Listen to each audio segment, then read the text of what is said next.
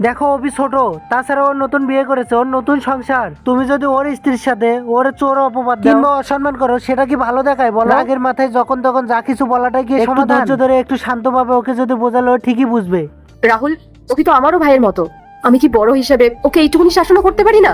আমি তো যা বলেছি ওর ভালোর জন্যই বলেছি।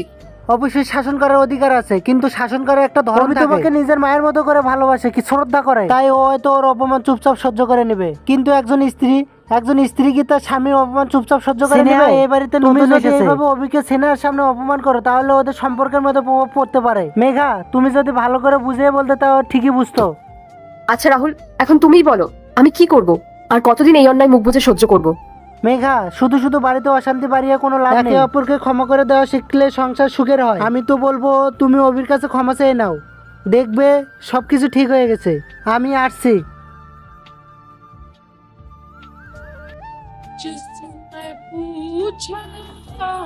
বৌদি, আমার ভুল হয়ে গেছে, আমাকে ক্ষমা করে দাও। আমি রাগের মাথায় তোমাকে জানো তাই বলেছি। আমি তোমাকে অপমান করেছি, যেটা আমার করা একদমই উচিত হয়নি। তুমি তো সবসময় আমার ভালোই চেয়েছো।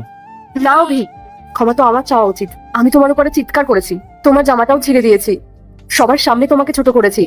পারলে আমাকে ক্ষমা করে দিও ভাই। না বৌদি, সব দোষ আমার। আমি বুঝতে পারিনি যে আমার খামখেয়ালিপনা যে তোমাদেরকে এতটা কষ্ট দিচ্ছে। বৌদি, আমাকেও ক্ষমা করে দিও। আমিও রাগের মাথায় আলাদা হয়ে যাওয়ার কথা বলে ফেলেছি। আসলে আমরা বুঝতে পারিনি যে তুমি আমাদের ভালোর জন্য এভাবে বলেছিলে। কোনো ব্যাপার না স্নেহা, একটা পরিবারে থাকতে গেলে এরকম ছোটখাটো অশান্তি হতেই পারে, কিন্তু একটা কথা মনে রেখো, এরপর থেকে কখনো এরকম আলাদা হওয়ার কথা বলবে না। সবাই মিলেমিশে একসাথে থাকলে যে সুখ আর শান্তিটা পাওয়া যায়, আলাদা থাকলে না হাজার হাজার টাকা থাকলেও সেই সুখ আর শান্তিটা কখনো পাওয়া যায় না। আমি আমার ভুল বুঝতে পেরেছি বৌদি। এই পরিবারটাই আমার সব। প্লিজ আমাকে ক্ষমা করে দাও বৌদি। এই তো, এইটা দেখার জন্য আমি এতক্ষণ অপেক্ষা করছিলাম। দেখো, টাকা আজ আছে কাল নাই, কিন্তু এই যে টান, একে অপরকে প্রতি ভালোবাসা, এইটা যদি একবার হারিয়ে যায় না, তাহলে আর ফিরে আসে না।